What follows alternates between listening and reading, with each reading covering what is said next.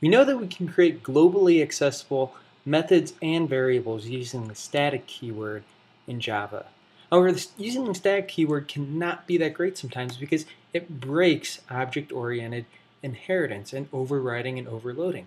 For example, we can never override and overload these methods because they're static. They can't be applied to an interface either. And so we're going to use the singleton design pattern to create globally accessible methods without using static that much. So first thing we're going to do is we're going to create a private constructor.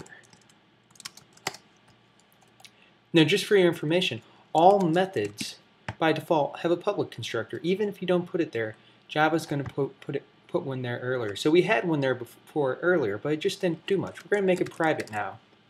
And so that means no one is going to be able to create this object. And let's get rid of static on here. So no one create this object. No one can really use these methods anymore. Now that doesn't seem to make much sense, but we're going to use just a couple of statics to make things okay. First, we're going to make a public static method. We're going to return arsenal. We're going to say get instance. And essentially what we're going to do is, since that private constructor is only accessible within the class, we can say, well, maybe I'll just create an instance of arsenal once and I'll just keep it around the entire time.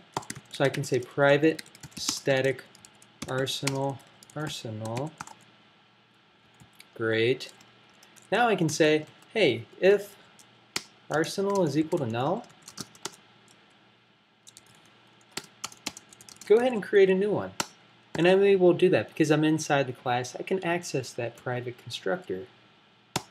But it only creates a new one the first time through. The rest of the time, since we've already created one, an arsenal, we can just return the one that we've created. And so what that allows us to do is, right here, we can say arsenal.getInstance. Arsenal.getInstance. And now we are using the singleton design pattern, and we have full object-oriented control over this class and avoiding overuse of statics.